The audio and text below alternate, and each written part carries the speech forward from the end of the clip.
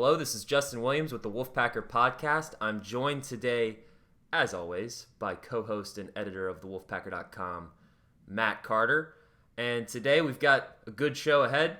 We're going to talk NC State women's basketball. The women are back in the Sweet 16 once again, trying to take that next step as a program, especially with Westmore at the helm. He's already brought the program to the top of the ACC. Now it's time to bring the Wolfpack back to the Final Four. We'll talk about NC State's chances at doing exactly that in the Bridgeport region. We'll also talk a little bit about the new Adidas NIL deal that's going to impact NC State and basically every college in the country that has an athletics program that is sponsored by Adidas, uses Adidas gear. So we'll talk about that and the implications at NC State. And lastly, we'll wrap it up with a little conversation about, the ACC men, they were supposed to be having a bad year. It's supposed to be a down year, but they're doing pretty darn well in the NCAA tournament. So we'll talk a little bit about that and maybe talk about what the environment could be like in the ACC next season after this tournament, and where NC State kind of stands in all of that. So before we get started with the show, some reminders for the listeners and viewers at home. Please subscribe, rate, and review this podcast wherever you listen to us. We're on Apple, Spotify, Google Play, everywhere you listen to podcasts, we're there. Plus, we're always on YouTube, so you can watch us on YouTube. And if you are watching us on YouTube, please subscribe to our channel, give this video a thumbs up, and drop a comment while you're at it. The last podcast episode, I asked the viewers to smash that thumbs up button, and you guys responded. So thank you for doing that. Please continue to do so. It helps us out tremendously. Lastly, head over to thewolfpacker.com right now. Take advantage of a special deal the On3 Network has going on. For just $1, you can get a year's worth of premium subscription to the On3 Network, which includes all the great work at thewolfpacker.com. So be sure to take advantage of that special deal. It'll take you all the way through football season, all the way through next basketball season, and you'll be having premium information on everything NC State athletics all the way through next year's Sweet 16, when hopefully the men and the women will both be in the Sweet 16. Fingers crossed, Matt, but we'll talk about the women first because we've got to talk about 2022. We are here in the moment. Last podcast, we kind of skimped over our conversation about NC State's first and second rounds in Reynolds Coliseum probably lasted about 2 minutes. We both seem to be under the consensus that, NC State isn't going to have any issues in the first 2 games of the NCAA tournament. That turned out to be exactly the case. NC State gets by its 16th seeded opponent in Reynolds Coliseum with ease, moves on to the second round, and takes care of business against Kansas State, demolishes them, was up, 30 points in the fourth quarter. Everybody got to play. Everybody got a curtain call that wanted a curtain call, and you did so without Alyssa Cunane for a majority of that game after she picked up 2 quick fouls in the first half. I think she scored just 4 points in that game. So NC State even left a little bit on the table and still won by 30. On to the Sweet 16, where the Wolfpack will first face Notre Dame. We'll get to the bigger conversation about UConn. Everybody wants to talk about UConn, NC State going to the Bridgeport Regional, all that stuff. We can bring that up in just a second. But Matt, for starters with the women, what do you think about this matchup with Notre Dame? NC State has only lost once this year to an ACC opponent, and it was Notre Dame. That doesn't mean Notre Dame's a better team. NC State clearly has the better resume, but can you go back to that game, Matt? Do you remember that game well enough to pinpoint what went wrong in that game, and how do you like NC State's chances of correcting it now that we're in the Sweet 16? Sure, I'd go back to the Notre Dame game. It's real simple. 2 things really happened. There was another game that Alyssa Cunane got into foul trouble. She finished the game with 4 fouls. I think she played less than 20 minutes in the game. Notre Dame was playing well. Give them credit. They have a very capable low post player in Maya Dotson. She's a transfer from Stanford. She had 20 and 10 against NC State. I think she had 20 in second round game of when they just crushed Oklahoma. I mean, they destroyed Oklahoma in the second round by 40-some points. They put 100. They put 100 points on them.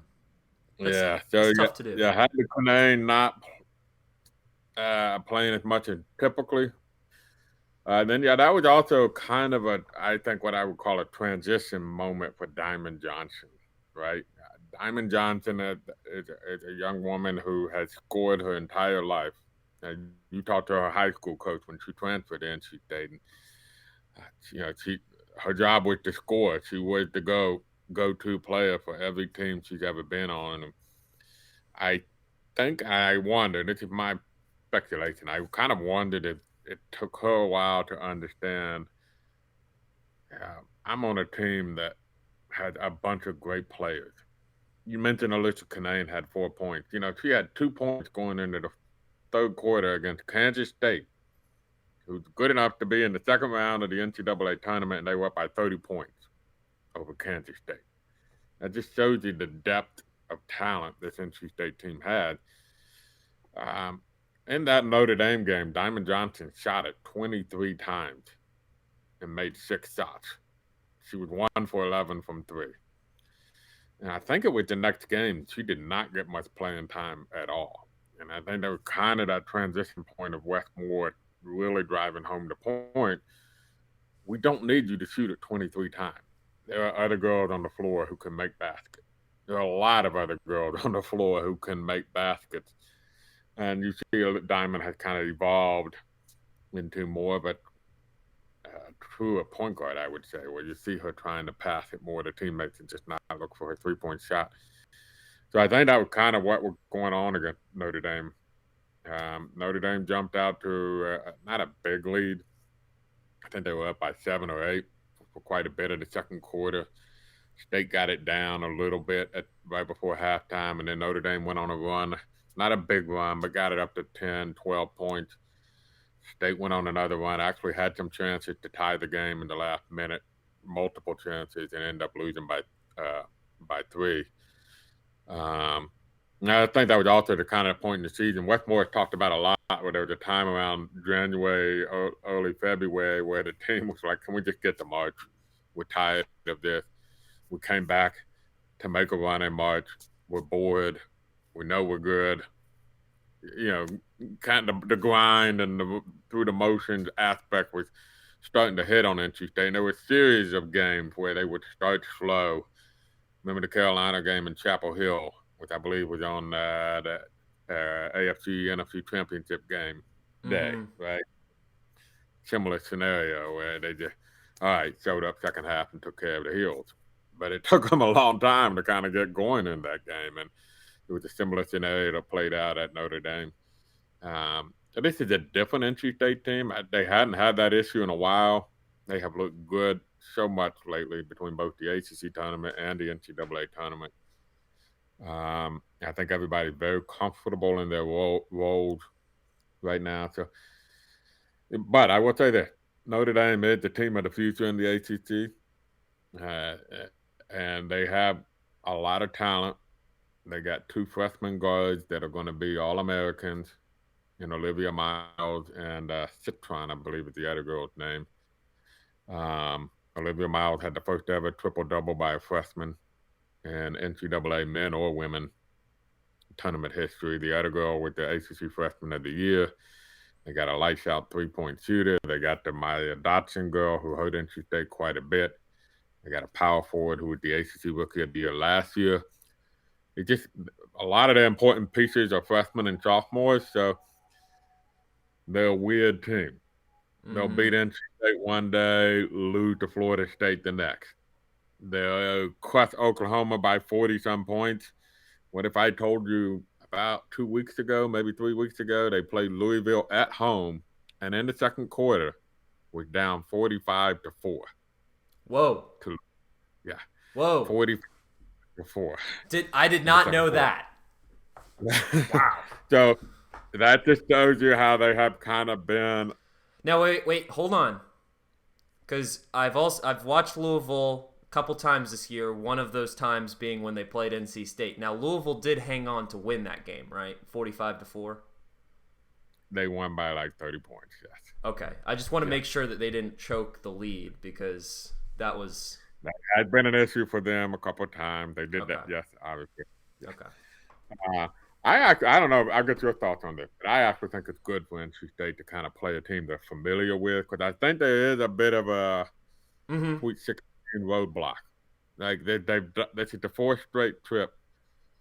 I would be a little bit more nervous if they were playing in Oklahoma and they're trying to, they're trying to pressure to get over and get past this round. Playing somebody who they're familiar with, beat them earlier this year in a close game, in which they probably immediately afterwards were like, "How did we lose? Why did we lose that game?" Mm-hmm. Uh, I kind of think that's good for NC State. It maybe takes some of that edge of, all right, we're back in the Sweet 16. We have got to win this game. No more losing in the Sweet 16. More so, hey, it's Notre Dame. They beat us this year. We know these girls. They beat us. We owe them. Payback, and takes a little bit of that off of getting past the Sweet 16 and put a little bit more on to an opponent. And so I actually think it might be a good thing for NC State. I'm right there with you, Matt. I think short of like a double-digit seed somehow advancing to the Sweet 16 and NC State getting some bracket luck in that regard, I think this is probably the best case scenario for the Wolfpack. Like you said, if you were to ask Wolfpack fans before the tournament started, NC State's gonna cruise its way to the Sweet 16. And when they get to the Sweet 16, they'll face an ACC opponent. I think every NC State fan in the world that has watched this team would have taken that deal because they know how dominant this team has been against ACC competition. And yes, the one area that gives you pause is that this is the one ACC team that beat the Wolfpack. But I also think that plays in NC State's favor because if you look at the track record while Westmore has been at NC State, particularly while NC State has been on this, multi-year tear of being a top 10 program, every time there's been an opportunity for revenge, they've gotten revenge. I mean, they're a team that, when energized, when motivated, is capable of beating anybody in the country. And I think that this team is so good and so deep that, unless they're playing another 1 or 2 seed, that type of talent level, unless they meet another true juggernaut, there has to be some complacency involved for this team to drop a game. Like Westmore, I watched some of his availability this week, and he talked about last year's loss to Indiana in the Sweet 16, and he basically said Indiana was just tougher than us. They took it to us. They wanted it more. They were just hungrier because NC State was kind of this magical dance of, it was last year's tournament was in the bubble. It was the first tournament back after the pandemic year, so it had been a couple of years since they had been in an NCAA tournament. They had just won the ACC championship against Louisville. They got the first 1 seed in program history. They waltzed their way to the Sweet 16. They had the injury problems, but it was almost kind of like, yeah, I think we're just kind of going to will our way to the Final Four. And it almost got the appearance that maybe they were looking ahead a little bit with Indiana. Nobody expected Indiana to push NC State around. So I just think NC State, based on what happened last year in the Sweet 16, based on what happened in the regular season against Notre Dame, based on the fact that it is a fellow ACC opponent, I feel very confident in NC State's chances tomorrow, Saturday, March 26th, 11:45 p.m. tip morning. I thought it was 11:30, but 11:30. Yeah, so early. It's a damn shame. I'm gonna complain about it. I mean, yeah, as a media guy, you always want the earliest game possible, and I'm not complaining about it either because it's going to tip off at 8:30 over here for me. But yeah, I'd like to I will see. say this. I don't discount Notre Dame. I will say that. I don't want to make it seem like we think it's a foregone conclusion. Notre Dame does have, Olivia Miles is going to be a potential player of the year in the ACC. She's an incredible point guard. I've seen her play a few times this year, and she does wild things on the court. And they're not incredibly deep. They do rely a lot on a couple of freshmen and some sophomores. They really only have one lady that you would say is a great shooter. The rest of them are very streaky, so-so. They have weaknesses, but just in terms of sheer talent, they have a lot of pieces, particularly in that starting five.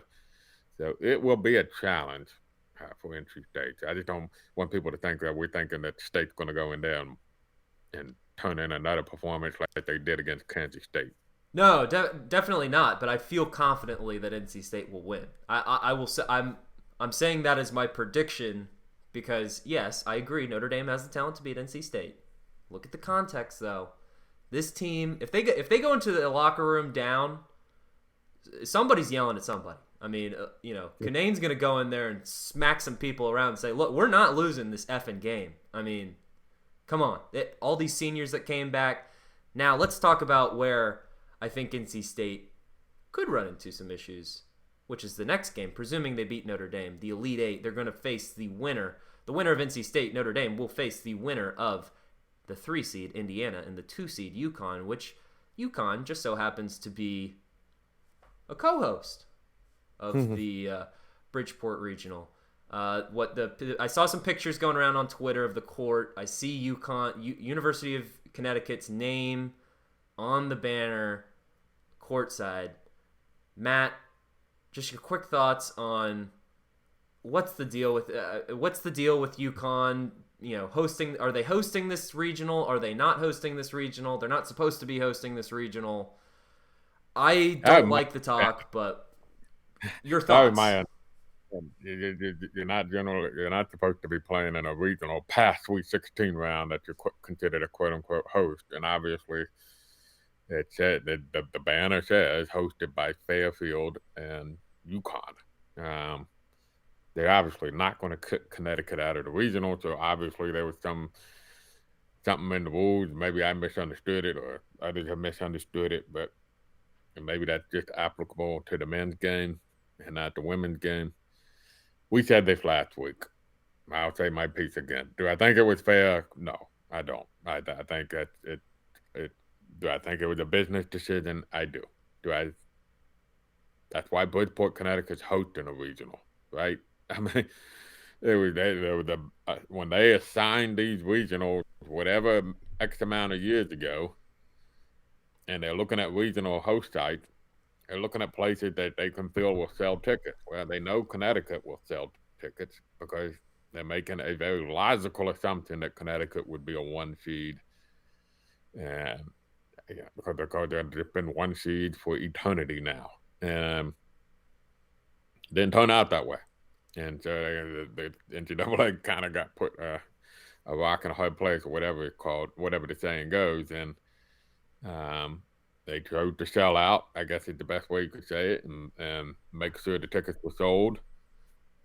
Business decision was made, and it's not the fairest decision. Of course not. I mean, that's easy to say. It wasn't the fairest decision. You have to get over it and do your best, whatever. I mean, just look at the teams left in this tournament. All 4 number 1 seeds are left.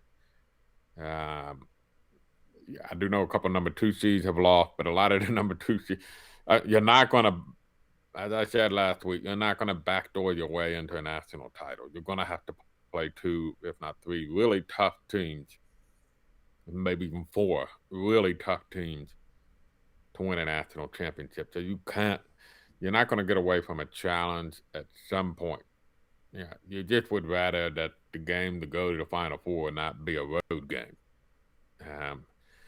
So, yeah, that's where it's not the fairest thing in the world. No, I will say, I watched Connecticut play Central Florida in the second round in an actual true home arena game. And honestly, if Central Florida makes some free throws, they could have put off the upset. They definitely could have. And it was Princeton playing Indiana, right, in the second round? Yeah, Princeton. I do not understand what Princeton was doing on the last possession. You're down 2 and holding for the last second shot with 25, 30 seconds to go. I mean, I'm sorry. When you're losing, you don't have that luxury. You have to go. You don't have the luxury of taking the last shot. And then they ended up turning it over with 2 to 3 seconds left. I thought that was a poor decision on their part.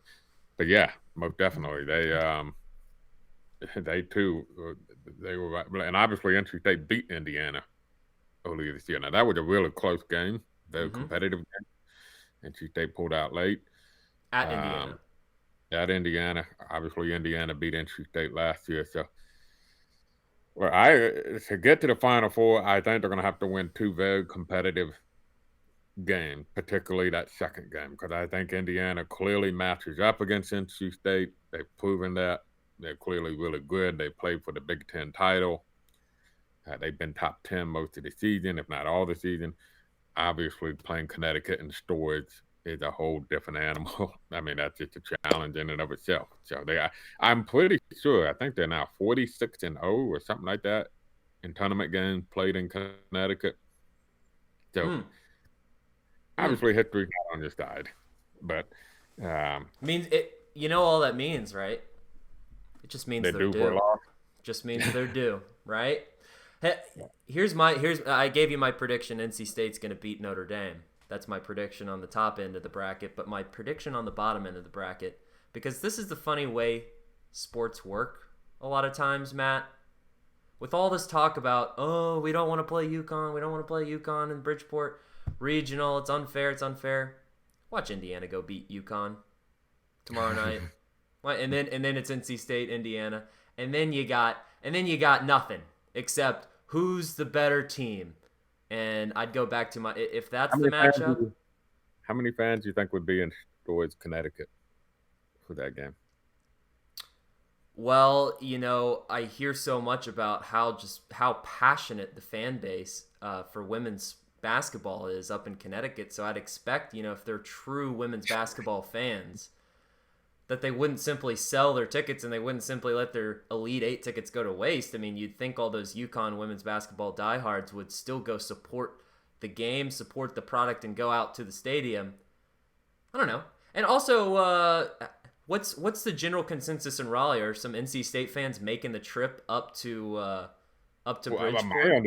My understanding is that 70% of the tickets for Bridgeport were sold prior to the tournament being announced. Oops. Being that passionate Connecticut fan base. And I'm sure they were quick to grab the remaining 30% of those tickets before NC State fans could do their planning and hotels and what have you. So, well, if it turns out NC State, it doesn't matter if NC State or Notre Dame wins. If it's Indiana in the Elite Eight, it's going to be a shame if it's a half empty building for the girls playing that game. But it would be pretty hilarious, egg in the face on the NCAA, like, oh, we put UConn in Bridgeport, we crossed some ethical boundaries here within our own rules and regulations, and then we don't even get the matchup we want. So, I don't know. We'll see. NC State's going to have their work cut out for it, no matter if they get Indiana or UConn, but UConn certainly looked beatable and based on how they performed in the second round of the tournament against UCF. And don't just presume UConn's normal UConn. I mean, Paige Beckers was hurt for a good majority of the season. Yeah, basketball's a team sport. You can't just inject somebody in the lineup and everybody plays back to normal. She's got to work her way back into the rotation, and that team probably isn't meshing like NC State. Yeah, Kelly Gramlich of ACC Network was on local radio here, and she said it is not vintage Connecticut this year. So I think people have a perception of they're still darn good. Don't get me wrong, but people may have a perception of dominant, unbeatable, win healthy Connecticut, and that's probably not the case. This is a Connecticut team that's back with the pack, with the rest. Not necessarily pun intended. But with the other, it's not one of those years where Connecticut is clearly up here and then there's a group of really good teams here and then the rest of women's basketball. Connecticut is with the group of really good teams, including NC State. So that's even full healthy. Well, we'll see how it all unfolds this weekend. Hopefully next week we'll be having a Final Four preview podcast as opposed to a season reflection podcast for the women. So we'll see. We'll be back next week talking about the women one way or the other. And I'm looking forward to seeing what happens this weekend in Bridgeport. Let's talk about the Adidas NIL deal. Matt, so I'm admitting right now, I have not read an article about the specific details of what this Adidas NIL deal is. But I kind of had a general idea, and you gave me the Reader's Digest format before we started this podcast. I think you're pretty close. I mean, it seems like Adidas is just going to send a bunch of money to these schools, and these schools, are they going to have money to give to their players as an NIL deal? Yeah, I don't think specifically the school would dole it out because that's not. Can't do that. Can't do that. Yeah. Yeah, I think that basically Adidas is going to put a pot of money together, distribute it as they see fit, first to the Power Five and HBCU, historically black colleges and universities. They will get the first pot of the money, and then it'll start spreading out to the others. But look, they only have 10 Power Five programs, if I'm right, if I remembered. A lot of them in the ACC, ironically. Miami, Louisville. Yeah. NC State, maybe I think Notre Dame might be Adidas too. So that's kind of weird. They do have a little bit of a foothold in the ACC, but those Adidas schools will now have their athletes will be able to. They're going to get money from Adidas, NIL money from Adidas, and they're willing to commit a few $1 million into it. Yeah, you're talking about a good athlete at NC State is probably going to get a five-figure check, a healthy five-figure check out of this. And look, I'm not going to get into the details. The rumors are crazy right now, and I believe them about what's going on. And people think it's just recruiting. It's not just that. As I put on our message board, it's transfers. We're going to get to a point where a really good player at NC State may be approached and say, hey, go to an SEC school, we'll give you $100,000. Right? And stuff like that is going to start happening soon. Not just NC State, other schools, Wake Forest, Chapel Hill. I mean, all those schools are going to be hit with that. And all of a sudden, you're going to, it's going to get to a point where all of a sudden you're going to start seeing good Power 5 football players and maybe even basketball players, but I think more so football players are going to leave their schools to go to the upper echelon SEC, and it's not for competitive reasons, it's for money reasons. That's what the system creates. So it's a wild, wild west out there right now. But for NC State, this is good news because you are an upper echelon Adidas client. They don't have as many schools as Nike does. So their financial commitment for them goes further, right? Because it's like you're in a conference with 14 teams and you got $50 million to spread to your conference from a TV deal, where every team's going to get about $3 million or something, $3.5 million. If you're a 10-team conference and you get a $50 million deal, every team's getting $5 million. There's less to spread around than, say, with Nike. So we'll have to see how much financial commitment Adidas is putting into this program, but it's a potentially nice boost to kind of give you a little less to worry about losing players over NIL money. And I think that's going to be, it's not just recruiting, it is holding on to your own players who don't feel like they're losing out on NIL money that they could get at other schools. It's just funny to see in the past year how, this years-long NCAA investigation into NC State, has dragged out.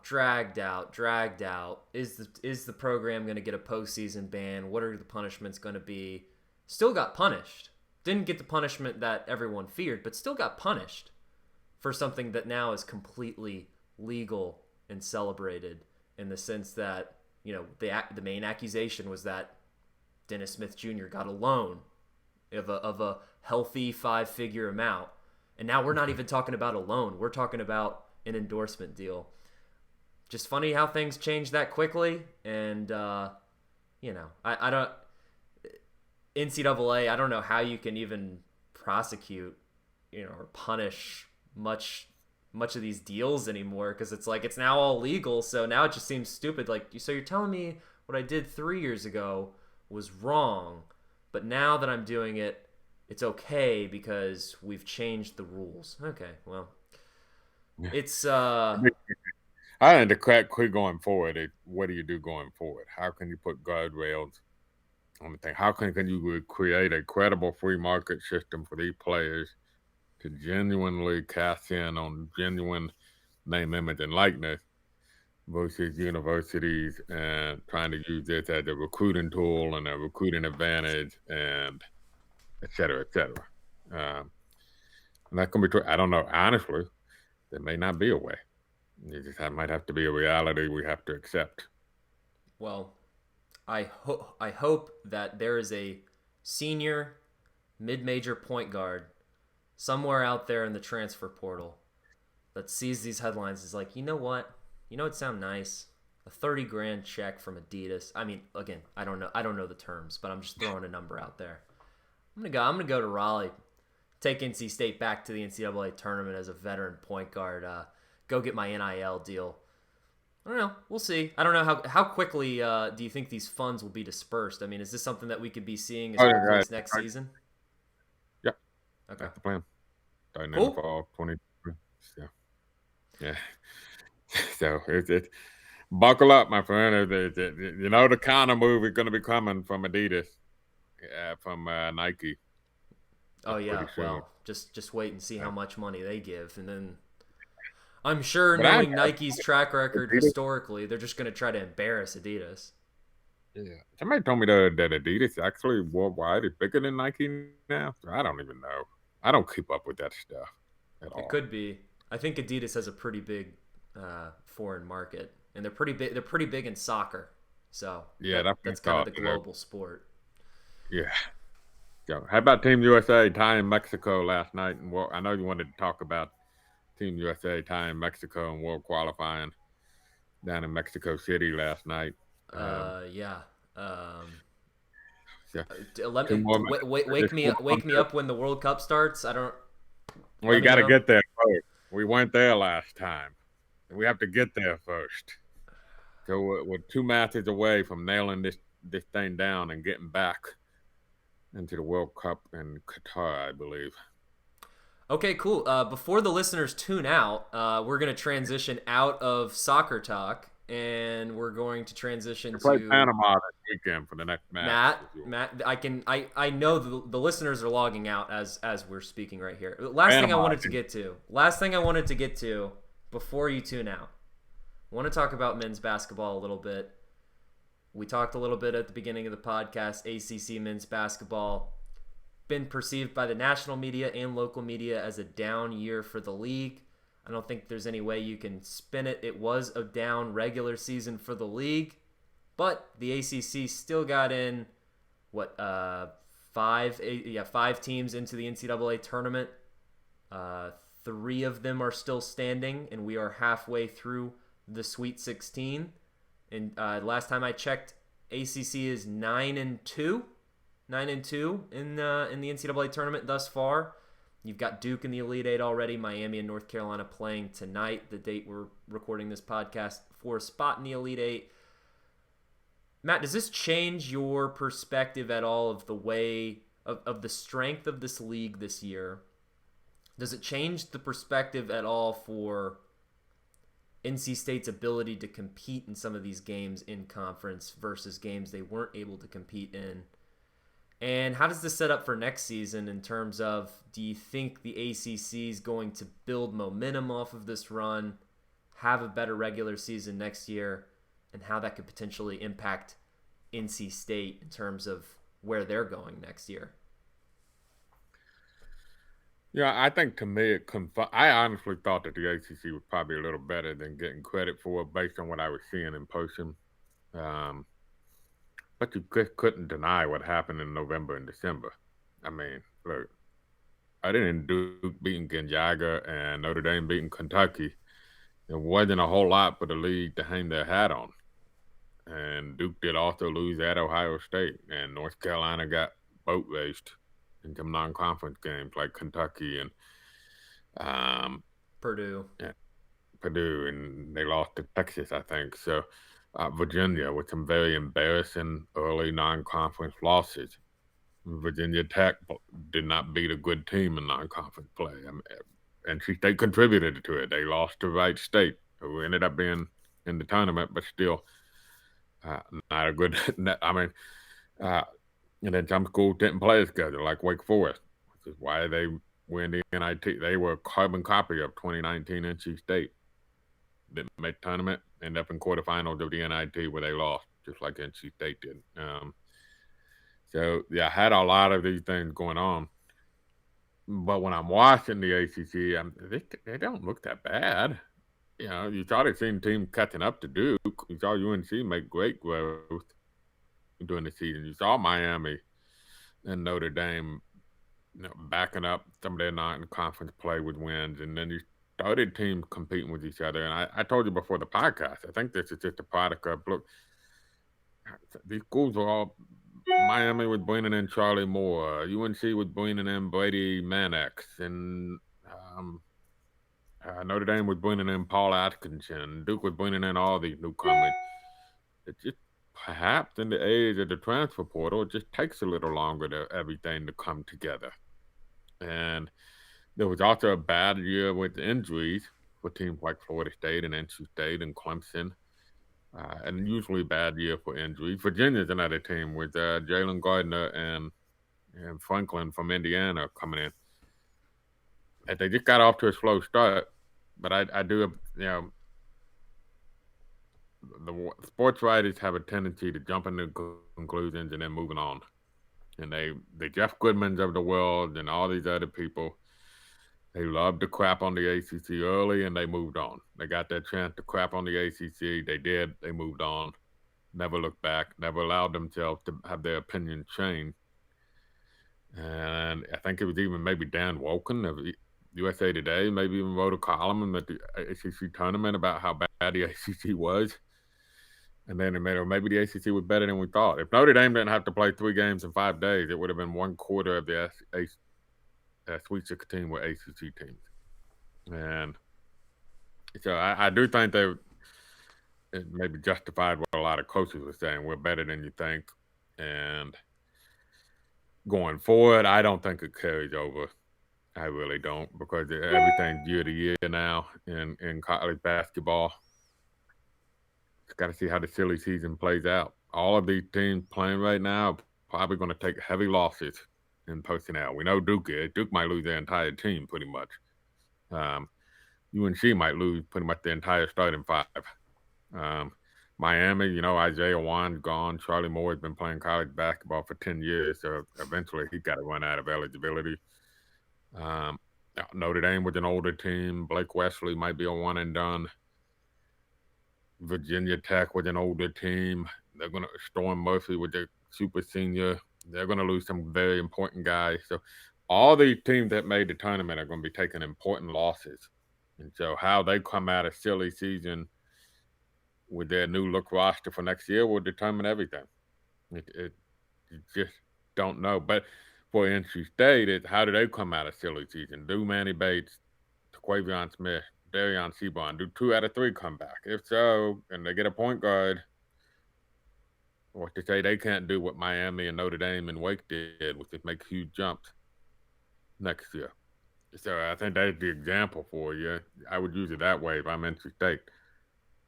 The example set. All these teams that were supposed to, that sucked a year ago, were either in the NCAA or in the NIT because they played a real bad schedule. Otherwise, they would have been in the NCAA. So, you know me, I can be a glass half full on that regard. I know everybody is glass half empty, so I'm going to try to be glass half full. There's a template there. You just got to come out of the silly season. But I don't think any of this carries over for next year because all of these teams are going to look dramatically different. My only hope is that NC State as a team and the coaching staff is watching these games, watching these tournament games. I almost wonder, do these college athletes, if they're not in the tournament, do they even care about watching? I don't know. I really don't know. But I hope they are watching because to me, when I watch the level of play in the tournament right now, I feel like it's something that NC State should be able to build towards in the sense that NC State's got to get back to some form of identity. all these teams in the NCAA tournament, they have an identity. You know what they do well. You know what they don't do well. With NC State, it was just they didn't have an identity this past season. Their identity was they're not really a good defensive team, and they can be a good offensive team when they're sharing the ball and their playmakers are on. But sometimes they'll go into these 5 to 10 minute stretches where they won't even take one good shot during that stretch. And that's not a winning basketball formula, and I don't think it's the identity of this program. So, I just didn't hear a lot, when you think about the identity of this program since Keats has joined. He wants to create turnovers, he wants to push the tempo, and he wants to play strong defense. And he needs good guard play. And I think he can get back to that this next season. And if you look at some of these teams that are having success in the NCAA tournament, that can be a successful formula. Look at what Arkansas did to Gonzaga. I mean, you can win by having your strength on the defensive end. I think Keats wants to have high deflections. He wants to force turnovers. I think they kind of got away from that this year. I know the injuries played a factor in that, and it's harder to force turnovers when you don't have an elite rim protector in the lineup.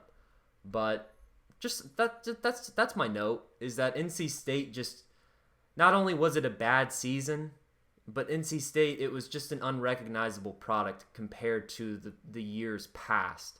And NC State's got to get back to its identity. And this is going to be a confidence-building year, so we'll see. Hopefully they get the pieces this summer to do exactly that, and hopefully we see a more recognizable form of NC State basketball on the court next year.